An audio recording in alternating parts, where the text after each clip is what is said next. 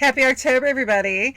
And we have come to the final day of the Kings and Queens of Halloween. And before I unveil who our number one royal subject is, let's do a quick rundown of our past kings and queens. Let's honor them, shall we? Day 31, we had Abel Salazar. Day 30, Jill Tracy. Day 29, Pat Benedict. Day 28, Rain Station. Day 27, Peter Zarimba. Day 26, Robert Corey. Day 25, Hard Rock Zombies. Day 24, George Hilton in Dinner with a Vampire. Day 23, The Pucker Pillar from House 2. Day 22, Mark Polonia. Day 21, Billy Van. Day 20, Drew Goddardess. Day 19, Hollywood Halloween. Day 18, Becky Munich. Day 17, Joseph Bologna in Transylvania 65000. Day 16, Peter Iazello Jr. Day 15, Lee Presson. Day 14, Earl Pascoe. Day 13, Nash the Slash. Day 12, Laura Parker. Day 11, Dead Man's Bones. Day number 10, Stephen Gamble. Day 9, Principal Wilkins from Trick or Treat. Day number 8, Eileen Daly. Day number 7, Ruth White. Day number 6, Alan Ormsby. Day number 5, David Warner. Day number 4, Halloween Nation Podcast. Day number 3, Vern Langdon. And day number 2, Barnes and Barnes. Oh my, what could number 1 be? Will it be a king? Will it be a queen? Will it be multiple? Well, let's lift the veil and see what it reveals. Oh, won't your magic twang over there, Froggy?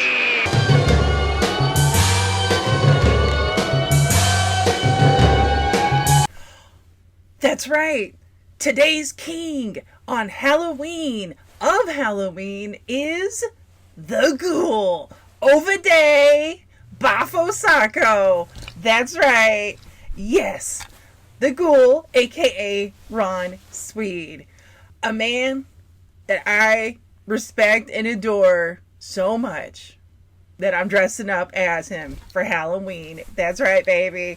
Even check out I'm Proud of Parma button, which is a little, anybody who watched the Ghoul, you know. If you know, you know. For those of you who don't, that's okay. We're under the learning tree here on the Kings and Queens of Halloween. Ron Sweed became the Ghoul thanks to, he was working with Ghoulardi. Ernie Anderson, one of the horror hosts, another actually horror host, great, an absolute giant. Ernie was hanging up his hat, and Ron, if my memory is to be trusted here, asked permission to continue the character. And Ernie gave his blessing, but it's like but make it your own. Do your own thing. Just don't be like Ghoulardi 2 or whatever. And boy howdy, did Ron do that. Because while Ghoulardi's great, I feel like that era, it's kind of akin to sort of the great, which this is a total compliment, that great sort of anti-status quo energy that you would get, say, from like Mad Magazine.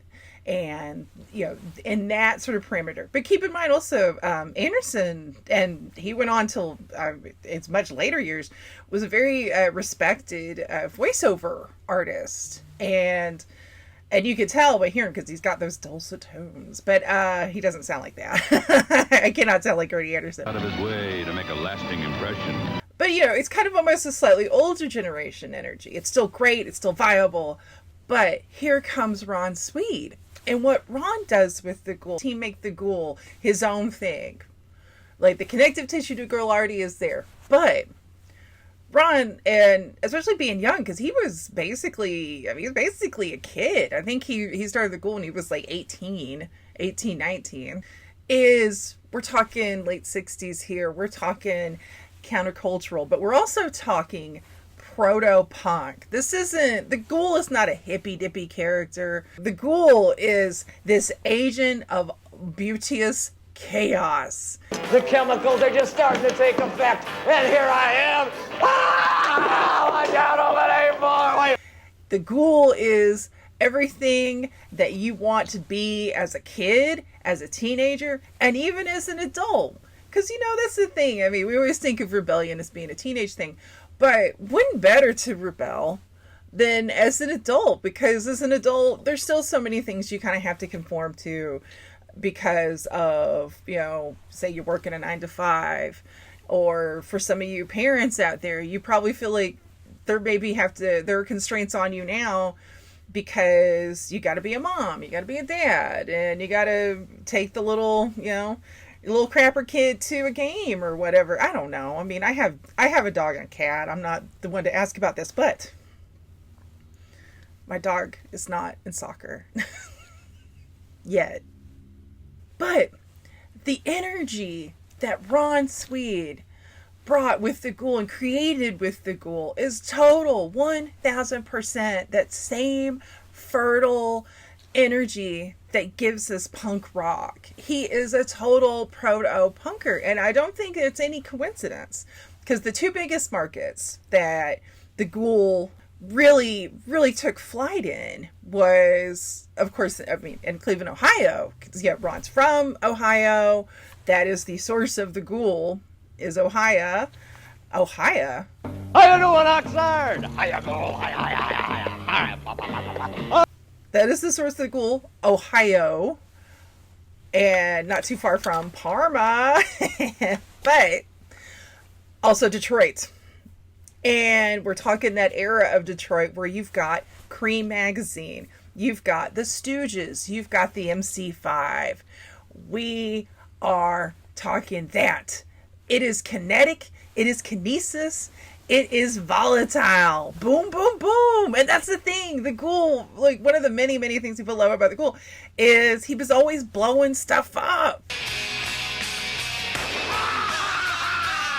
And I mean, and we're not just talking in 60s and 70s. Ron had such longevity with this character. There's so many great horror hosts out there, but most of them didn't keep doing this. In fact, when you look at the history of horror hosts, you have a lot that just did it literally for like a year or two or maybe 3. But Ron had a career all the way up until like the late 90s and early 2000s, which is so cool. And he was blowing stuff up then too. There's a really amazing clip on YouTube of him blowing up a hoagie. And the velocity that exploding sandwich gets is a thing of absolute beauty. I just absolutely adore the ghoul. Obviously, right? I'm dressed up as the ghoul and it's beautiful. I love this. The other thing with Ron Sweed as the ghoul, and just from everything I've read, just in general as the man, he's always bringing such a joy, an absolute just blinding light of joy to everything. Even when he's like snarking on some of the home movies or blowing stuff up, going buck wild on the set, there's an effusiveness. There's such a joy that I think is so beautiful. I think we need more of in life. And I can never get tired of watching Ron Sweed doing what he does. We need the ghoul. We always need that energy. And thanks to things like YouTube, for those of us who weren't lucky enough to get to grow up with the ghoul, I grew up in the 80s in Arkansas. The closest thing I ever had to a local horror host was not local at all. It was, thanks to things like cable. And don't get me wrong, I have mad love in my heart for people like Commander USA and Elvira and Joe Bob Briggs. All phenomenal. But I will always be a little jealous of those of you who got to grow up with the ghoul. But that's okay. Better late than never.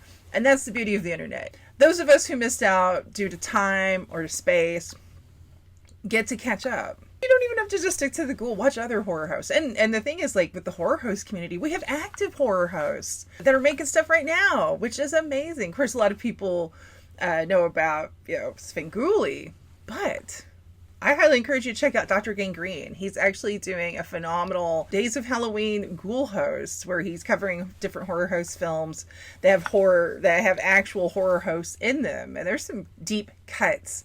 No Ron, alas. Why didn't somebody put him in a movie? That's ridiculous.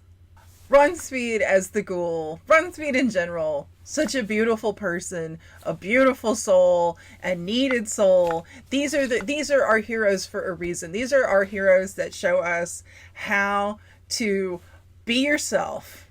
Have fun. Don't hurt anybody. Have joy in your heart. Don't be a meanie, you know? Because being a meanie is actually kind of being status quo if you think about it. People love bullies in this culture, but we're not bullies. No, we are rebels. We are individuals, and we are proud of it. And we're proud of Parma, too. Parma?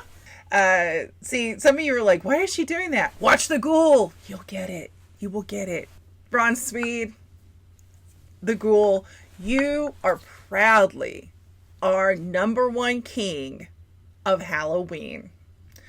And all of you out there, I hope you've enjoyed this series. I've enjoyed making this. And this has really done a great job to light a little fire under the old talks here to get a lot more stuff here in the future for the YouTube. So keep your eyes peeled. But in the meantime, to quote the man, stay sick, turn blue, scratch glass, climb walls, but most importantly of all, don't get caught.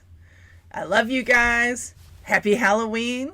Until next time. Now that is heavy duty break.